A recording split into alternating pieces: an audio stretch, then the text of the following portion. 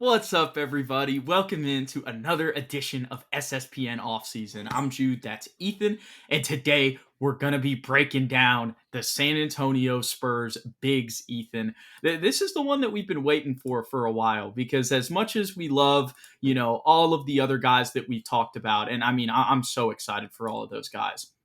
There's one, we get to talk about Victor Wembanyama. And two, it's not just him that we're talking about when it comes to the roster and the posts for the San Antonio Spurs, Ethan. So let me go ahead and just pull up Victor here, and we'll jump right into this thing and talk about the aliens' expectations. And, of course, get into Kelly Olynyk, Bismack Biyombo, and Luke Kornet as well. Rebounding and size galore, Ethan. We are ready for it. Pause. There you go. But yeah, I echo everything that you just said. Having 2 7-footers on the team truly is a beautiful sight, Jude.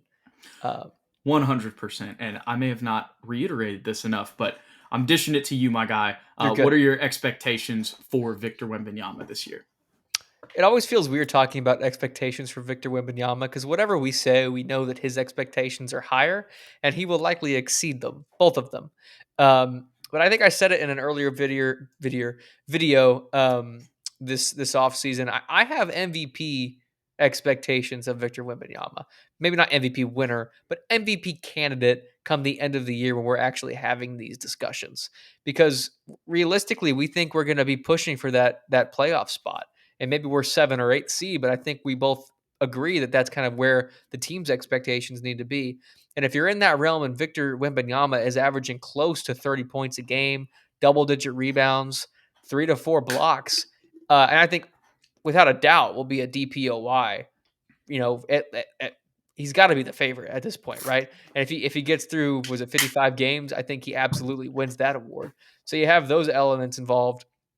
I think MVP is without a doubt within his grasp. And I know we haven't broken down media day yet, but I've only seen a couple clips. But he looks more than confident, and and the aura is just oozing off of this guy. And we saw the offseason that he had working with just about every single person in the world on improving his game and his mentality. I think the rest of the league needs to be very, very scared about what he's about to do. Well, dude, I sent you a picture today. I'm pretty sure I did. And it was just a screenshot of him like in front of the green screen Yeah. and all the people in front of him. And it looks like a poster. Like it doesn't Yeah. even look real. I saw him in person once, but I wasn't in the nosebleeds, but I was a little bit high up. I mean, and he still stood out. Obviously he looks real in real life, but that picture, dude, literally doesn't look real. But I could go on and on about that. It's funny you open up with the MVP talk, man, because as much as we're Spurs fans and we're biased, and just to be blunt, when we're talking about Wemby, we're homers 100%. I was thinking to myself today, like after I got through, I was going to see how the episode went, of course. But after I got through all of my bullet points that I had written down, I was going to ask you that question. I was going to say, is Victor Wembanyama, is it reasonable to think that he could be an MVP candidate this year? And here's what I'll say, dude. I think he'll be in that conversation, even if it's 7 or 8, like you said. But if we can get into the top 6, like if we elevate that, if we exceed our expectations, you know what I mean, that we think are realistic, then not only will he be in the conversation, he will be like a legit contender. Like, I'm going to lay this out to you. Do you think it's that crazy? Like, if the Spurs somehow, if he just goes insane, Dylan Harper hits, the Fox tandem is just completely different. Keldon and Devin are playing better. Jeremy's found his role. Like, everything just works out perfect. Mm-hmm. You know what I mean? And we're like the 4 seed. You know what I mean? 4 or 3 seed or something like that. Or I'll just go conservative. We're the 4 seed. Mm-hmm. Like, I think he could be like, he would have a legit argument at that point in the Western Conference. And as much as like, you and I talk about how we think guys like Jeremy Sohan, Devin Vassell, and Keldon Johnson, are underrated and get too much crap. In comparison to some of these other rosters in the West, if the Spurs were to pull that off, again, I think that would be a real argument for Victor. What are your thoughts on that? I think without a doubt, if he's a top 4 seed, I think he wins it immediately. I agree. I still think he's a candidate if we're a top 8 seed, 4 through 8, I should say. And I'm trying to think of the guys that would be in the same running. I think obviously it's going to be Shea and Nikola, like they're guarantees at the Mm-hmm. 1 and 2. Jason Tatum's hurt. Giannis, his team sucks, so maybe not. Luca. Um, Luca, but Luca's been putting up the nasty numbers for years, and he's never been like a Well, real and candidate. he's with LeBron too. And he's with So LeBron. That will absolutely hurt him. And I think also we have the NBA narrative. We have Adam Silver on our side. Like they want Victor to win an it's so MVP. nice. Probably, yeah. They want it just as much as we do. You know what I mean? Yeah, and they didn't with Timmy. They No didn't. They didn't with Timmy, Tony, and Manu. So this is justice. Anyways, um, facts. to get back to Vic overall, man, and not to just jump all over the place, but I'll kind of give what I wrote down. I didn't think I'd have a ton to write down for him, but when I started writing things down, it actually turned into the biggest list I have for anybody. Hmm. And obviously these aren't criticisms, but it's just things that I'm looking for this season. And obviously a lot of the team's offense and defense revolves around this guy, so it kind of makes sense. But to be even more insane by the eye test on the court, which I'm sure will happen, to see stats more alien than we've ever seen. And I think we're already kind of starting to see that. But like, I'll jump into it. Like, if he can get 4 blocks this year, Dude. and be over 25 points or get close to 30, like that's just, again, those stats are alien. I'm sure there will be, like, in his career, even if it's not this season, Ethan, we're gonna see like Victor Wembanyama is the first player to average blank blank and blank blank, and it won't just be blocks and points. It'll probably be other things as well. Mm-hmm. So just ridiculous. Playing at least 60 to 70 games. I think I'd be cool with, mid 50s too. But I feel like 60s and 70s is a good range. I mean, look at year one. We rested him a lot, had a minutes restriction there, and still played 71. So I think 60, 70 is good. Again, dude, I feel bad even criticizing this guy because it's like he was incredible at both of these things last year and was one of our best 3-point shooters on the team. But when I think about, okay, just looking at Wemby and like where can he get better and where I'm sure does he want to even keep getting better, 3-point percentage and free throw percentage. If you look at those on the screen, he's at 83%. At the free throw line, he was at 79% the year before. So again, nothing crazy, but just continue to get that better. I think he's a good enough shooter to where he can increase that percentage. And then with the 3-point percentage, man, again, dude, I don't mean to harp on this forever, but isn't it just so insane that he took 3 more threes than the year prior and went up 3%? Yeah, it's wild. So again, I mean, he might even take more threes and still increase the percentage. But just because, I mean, this is so nitpicky. But I feel like Victor Wembanyama totally has the ability to eventually be a 40% 3-point shooter. Mm. And I think this year, he may not get there this year, but this will be another year in that progression, if that makes sense. Yep. Same thing with assists, dude. I think if especially with the better roster this season, Ethan, I think he's definitely going to average the highest amount of assists he has in his career, because I think last year and even the year prior than that, he made great passes. We just weren't Oh my executing. god. So yeah. Think exactly as I'm saying that, you're probably like, dude, he should have averaged like a triple double, which is exaggeratory, but he had so many good passes that we did not hit shots on.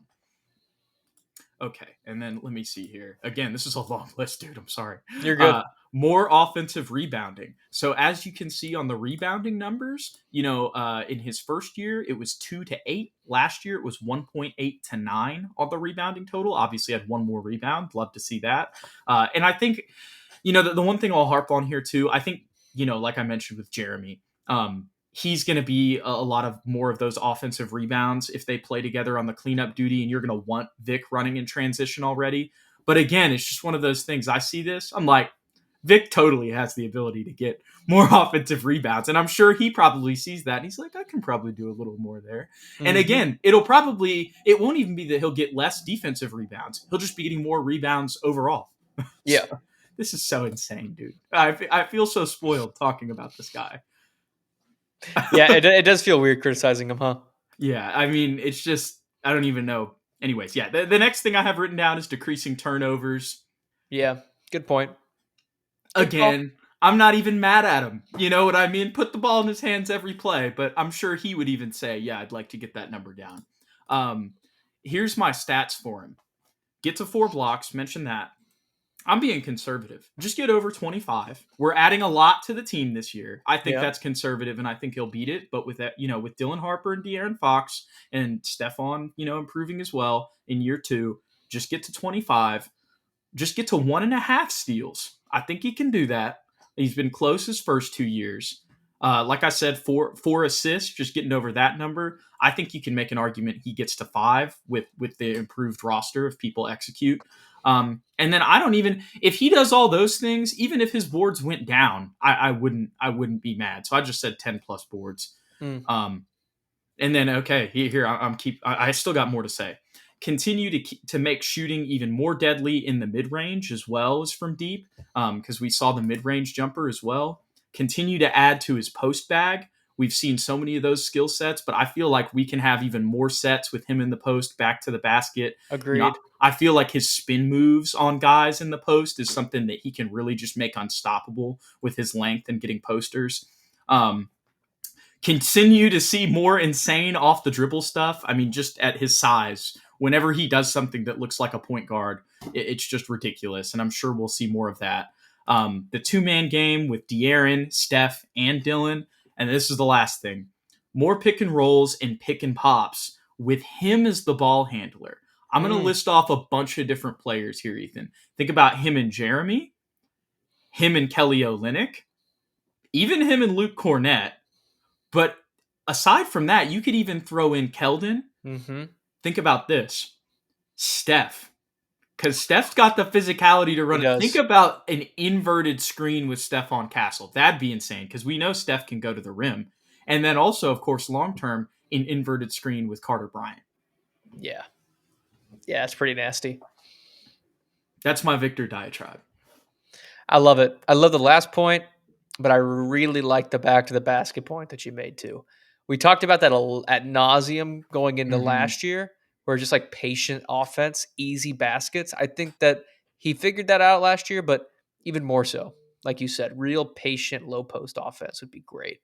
And I think in a lot of those sets, with the additional floor spacing that we've added, whether that be Julian Champagnie taking somebody's minutes or Kelly Olynyk being added to the roster, as well as Dylan Harper and De'Aaron Fox consistently playing, and potentially Stephon Castle continuing to get better shooting the ball.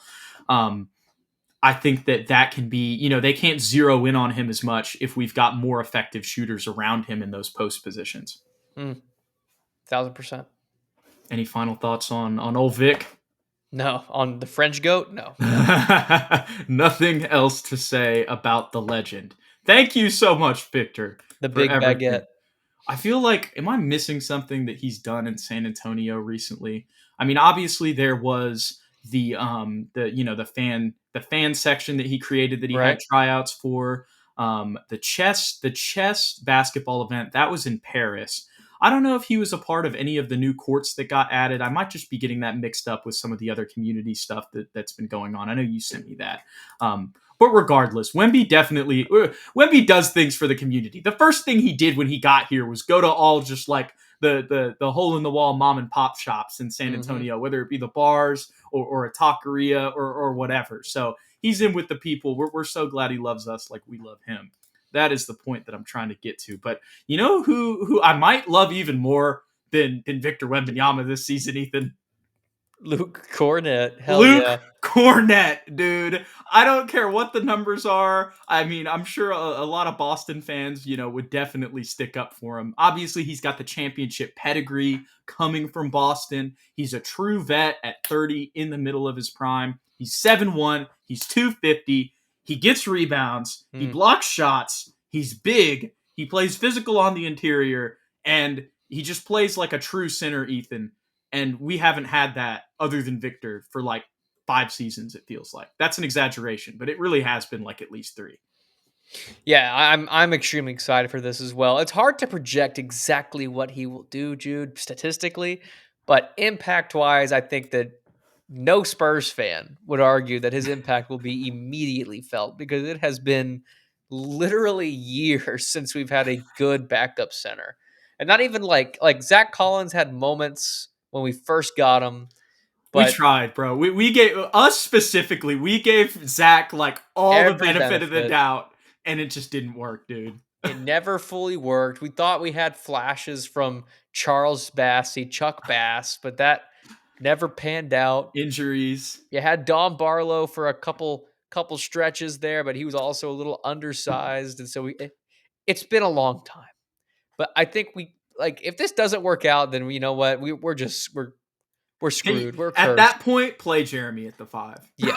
But I do believe that it will work because we're not. I don't think we're gonna play him next to Victor, although we might mess around with that lineup. But as your backup center, he's gonna be exactly what you want: physical, get rebounds, be a deterrent at the rim. He's not a shot blocker per se, but his effectiveness around the rim as a defender, as a high IQ defender, is very very good. And there's advanced stats to back that up that I won't list now. No. And offensively, just getting easy baskets, dude. Like dump off passes, pick and roll, nothing crazy. Finding the open man off a high screen where you stop short at the elbow and just find the open man. Like he has all of that in his bag. He just has never been a flashy guy. He's 30 years old. If some people think we overpaid for him, I'm not one of those people, Jude. They haven't been watching the Spurs. For sure. Yeah. Maybe a different team, but not us. That's for sure, dude. Yeah, man, I echo so much of what you said. I'll just read off what I had written down here. Obviously, I mentioned this at the beginning. Rebounding and physicality on the interior, in the paint.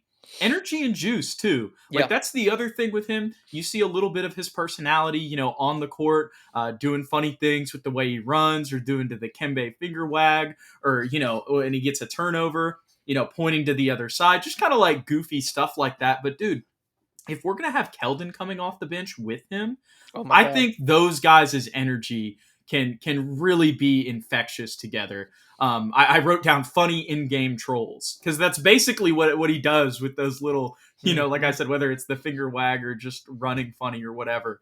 And the next thing I had written down was him and Keldon's energy would be infectious. I wrote down thank you for signing with us. I forgot I wrote that down. And that's just again to the point of the backup center issues that we've had for years. But protect the rim, set solid screens and second chances. But man, you laid it all out there. We're not looking for anything special from Luke Kornet. We just need him to be what we haven't had. Literally. You know what? We're just like jaded girls, that have only dated bad guys. At the And backup center position. yeah, at this point, just like be nice to me. That's all. That's Right. all we're saying. Don't treat me like garbage, and I'll marry you. There you go. There you go. That's a great example. But Ethan, you mentioned him potentially being in the starting lineup.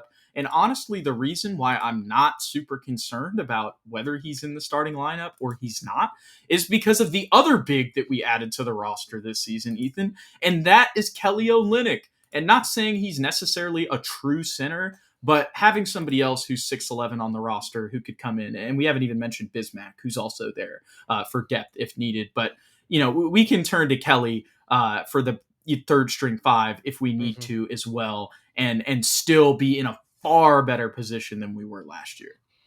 For sure. In the same way that Zach Collins is kind of a tweener, like he wasn't a great 5, but he wasn't a great 4. I think Kelly has the same ability as a 5 as Zach Collins, very similar at the 5 position, but is way better at the 4 versus Zach Collins because I think he's way more mobile. He can put the ball on the floor. He's a better, probably similar passer. But I think it's just slightly more skilled than Zach Collins. So to have him at that third string 5, or even as a back up to third string 4, wherever you want to play him, depending on where we play Harrison Barnes, I think he's a perfect piece in this big pie that we're creating for the Spurs, Jude. Yeah, dude. I mean, we'll talk about his position here. Excuse me. So, I mean, me and you think he's probably going to play the backup 4. Do you I think hope so. there's any other world where he's like in the third string rotation, or do you think if he's not playing the backup 4, it's because we're starting Luke Kornet? Pull it back up. I'm not sold on if it's being Luke Kornet Okay. starting, but I could see a world where we slide Jeremy down to back up 4, Harrison over, and elevate Devin into the starting You could lineup, even, and yeah, then we move Julian up, and then he basically becomes a pseudo backup 4/5, or just in situational matchup games where he would play. But I think he is good enough to warrant being a backup 4. I think his minutes would be that meaningful in yeah, my I eyes. agree. I definitely want him to be the backup 4. And also, again, to the point about our backup front court issues, if we could have Kelly Olynyk and Luke Kornet, then I'm like, okay, this isn't just like another wing that we're throwing out here at the 4. We got a 7-2 or Hmm. 7-1, and we got 6-11. So that issue would truly, Right. truly be addressed. But I also think you brought up a great point, because I think one of the other lineups that could be possible, different than what we have on the screen, is Harrison playing the 4 and Devin in that starting lineup. But like you said too, it could even be Harrison playing the 4 and Julian in the starting lineup, and you could still make that Hmm. work as well. But you know what the bottom line is, Ethan, as I'm thinking about this? In the first game of the season, and probably the first handful of games in the season, we're definitely going to see Kelly Olynyk if De'Aaron Fox and Dylan Harper are out. Yeah, without a doubt. But to get on to Kelly just in general and what I'm expecting from him, not a ton. Not being undersized at the backup 4 or the front court in general. His floor spacing, of course, because genuinely Wemby just needs more shooters, and the team as well just needs more consistent off-ball shooters. Um, Rebounding, of course, I know that's not like his main strength, but just because he's 6'11", 240, and he's playing in the Hmm. front court, helping with the rebounding off the bench. Being a size mismatch on the perimeter, whether that be as a defender or a shooter. Um, Not saying he's like, Gary Payton on the perimeter, but I think because of his play style, he's a little bit more mobile than somebody of his size usually is. And then solid defense, good contests, don't foul.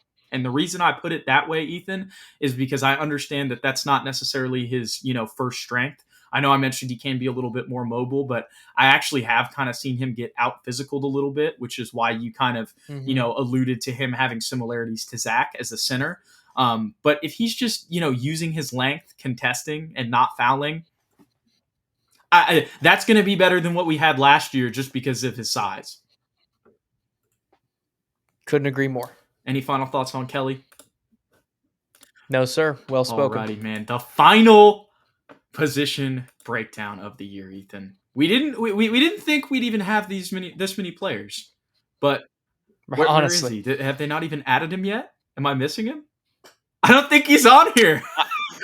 I don't think he's been added because I haven't found him on any platform Wow. as a member of the San Antonio Spurs. Is Bismack Biyombo a San Antonio Spur? Is that the question? Well, according to this article, he is. So, according to Shams, they're saying that he is. I couldn't even find his page, Ethan. Did you see that? Wait, let me. Yeah, oh, he's right there. You misspelled his last name. That makes sense. That makes sense. Okay, here we go. Yeah, they still don't have him added to the Spurs, but as you guys can see, if Sham gets this one wrong, it's his first, bro. So, anyways, Yep. Bismack Biyombo, Ethan, what are your thoughts on him being back in SA? I loved what he did for us last year in 28 games that he played. Uh, I think he averaged like 5 and 6. Yeah, 5 and 6 on it's on the screen for us, and just didn't make any mistakes. But I think we all knew we needed an upgrade. But as a third stringer, really as a potential fourth stringer, he's more than serviceable. And let's be honest, he may not even make it into the actual uh, Season. season. If I'm being Yeah, honest, we Jude. will have to see. We're probably going to see some preseason minutes of Bismack. Oh, for sure. Absolutely. MVP of the preseason. Honestly, Ethan, I had two things written down for Bismack: depth and him. Mhm. Type shit. On G. On Bismack. No, in all seriousness, I'm just very glad that we fully filled out the roster, and it's even to where we have three guys at each position. I know you can Right. argue that some guys are at different positions from where we have them listed on this graphic on the screen, but all of these guys that we have listed in these positions can play that position, even if it's not their official one. So I'm just so Yep. glad that the roster was built the way it was. and that Mitch in this final decision, regardless of what happens with Bismack, was like, hey, you know what? Let's go ahead and grab another backup center because you just never know, and I don't want it to be like last year. Agreed. Shout out Mitch, dude. Shout out Mitch for real, Ethan. I'm super excited to see what he looks like in his first year as the San Antonio Spurs head coach. And we've broke down his entire roster now, man. Next week is the NBA preseason. We will be doing our first I was going to call him pregame. It's not a pregame. Our first preseason post games of the season next Monday and Wednesday. So y'all come check that out. We'll be live recapping some actual Spurs basketball. It's been so long, Ethan, but we're finally here. I'm glad to be doing it with you. Yes, sir. You too. Another year. Let's see if the Spurs can ascend into the playoffs. We appreciate you guys. And if you enjoyed the content, don't forget to hit that like and that subscribe button below. If you want to stay updated with the content and everything, follow us on X or Twitter. Turn on that notification bell at SSPN on YT, at Jude McLaren, and at Ethan_Quintero. We appreciate you guys. We'll catch you on the next one. Go Spurs, go!